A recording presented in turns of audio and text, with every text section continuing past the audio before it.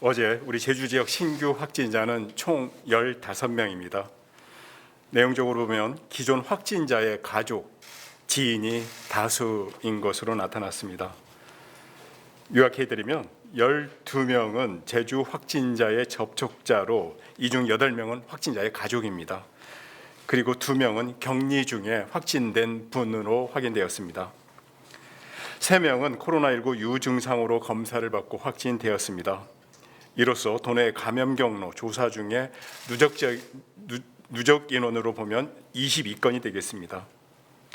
이달 신규 확진자 91.9%가 제주도민입니다. 그에 따라서 우리 도는 취약시설 중심으로 핀셋 방역에 총력을 기울이고 있습니다. 세부적으로 말씀드리겠습니다. 지난 16일 하루 동안 총 1,108건의 코로나 진단검사가 진행되었고 이 중 15명이 추가로 확진 판정을 받았습니다. 17일 오전 11시 현재 누적 확진자 수는 총 886명으로 집계되고 있습니다. 특히 5월 신규 확진자 중에 73.3%에 해당하는 126명이 제주 지역 확진자와 접촉이 이루어지면서 감염된 것으로 확인되었습니다. 17일 오전 11시 현재 최근 일주일간 신규 확진자 수는 13.4명으로 기록되었습니다. 우리도 방역당국은 코로나19 확산세를 차단하기 위해서 집단 감염이 빈발하는 취약시설을 중심으로 핀셋 방역 조치를 실행하며 상황을 예의주시하고 있다는 말씀을 드립니다. 16일 신규 확진자 발생 현황 및 감염 경로에 대해서 조금 더 세부적으로 말씀드리겠습니다. 우선 모두에 말씀드렸지만 총괄적으로 보면 확진된 15명 중에 12명은 제주 지역 확진자, 이 중 8명은 가족 간 감염이고 2명은 대학 운동부 관련으로 확인되었습니다. 나머지 3명은 감염 경로를 현재 확인 중에 있다는 말씀을 드립니다. 신규 확진자 대부분은 감염 경로가 확인됐지만 유증상 상태에서 진단 검사를 받은 뒤 확진되는 사례도 추가로 생겨나고 있기 때문에 17일 오전 11시 현재 감염 경로를 파악 중인 건수는 총 22명으로 확인되었습니다. 제주 872번 확진자는 제주 861번 확진자의 접촉자입니다. 제주 873번 확진자는 증상이 있어서 진단검사를 받은 것으로 확인되었습니다. 감염 경로에 대해서는 역학조사가 이루어지고 있습니다. 제주 874, 875, 876, 877번 확진자는 제주 864번 확진자의 가족입니다. 이들은 현재 별다른 증상을 보이지 않는 것으로 확인되었고 제주의료원 음압병상으로 이송돼 격리 치료를 현재 받고 있습니다. 제주 878번 확진자는 779번 확진자의 접촉자입니다.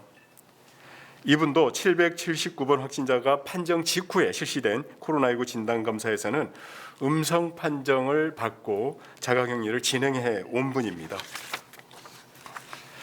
제주 879번 확진자는 881번 제주 879번 확진자와 881번 확진자는 제주 870번 확진자의 접촉자입니다.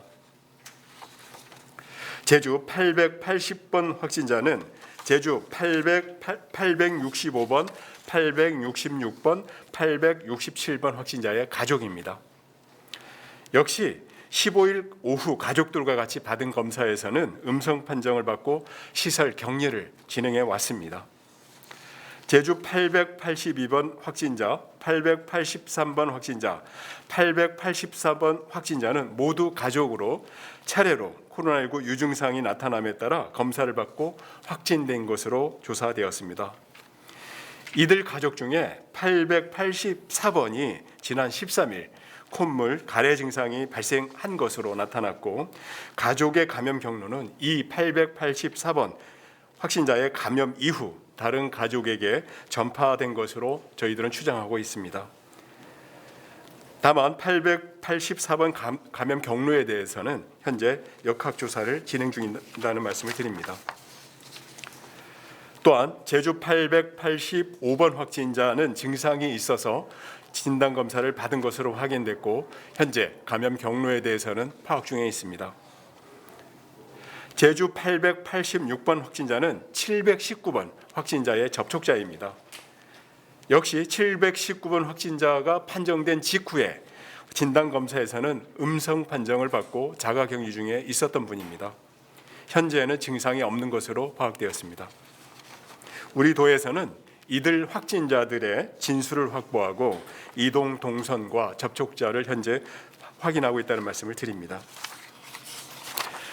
한편 17일 오전 11시 현재 제주 지역에 격리 중인 확진자는 총 147명이고 격리 해제자는 739명입니다. 제주 지역 코로나19 예방접종 진행 상황을 말씀드리겠습니다. 지난 16일에는 예방접종이 진행되지 않았습니다.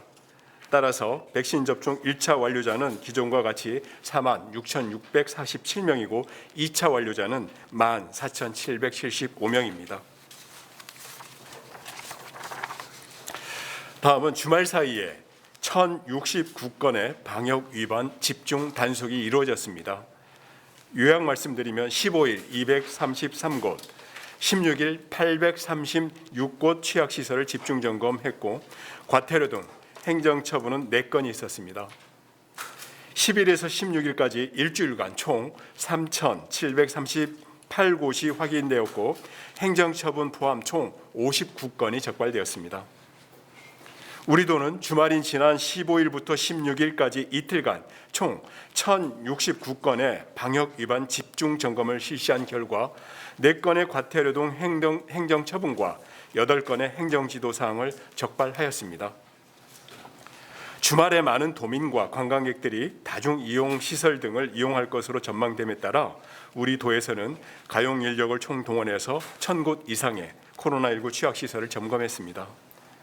과태료 등 행정처분 사항을 살펴보면 15일 PC방 집합 제한을 준수하지 않은 건이 1건, 그러니까 영업시간 미준수입니다. 1건, 실내 체육시설 음식물 섭취 위반 1건, 16일 노래 연습장 집합 제한 미준수건 1건, PC방 집합 제한 미준수건 1건 등 총 4건입니다. 행정지도 사항은 15일 식당, 카페, 테이블 간 거리 두기 미준수 2건, 임의용업, 이용자 마스크 미착용 1건, 16일 식당, 카페, 테이블 간 거리 두기 미준수 1건, 농어청 민박, 출입자 명부 작성 미흡 2건, 체온계 미비치 1건, 손소독제 미비치 1건 등입니다. 우리 도에서는 다시 한번 강조해 말씀드립니다. 집중 방역 기간이 끝나는 23일, 24시까지 점검을 계속 강화할 예정이고 이 기간 동안에는 무관용 원칙을 적용할 방침임을 다시 한번 강조드립니다. 또한 행정 지도를 받은 다중 이용 시설에 대한 지속적인 점검을 통해서 위반 사항이 재발되지 않도록 지도 관리할 계획입니다. 한편 우리 도에서는 5월 10일부터 16일까지 일주일간 3,738건에 대한 점검을 실시했고 과태료 행정처분 10건, 행정지도 40건 등 총 59건에 대한 위반 사항을 적발 조치했습니다.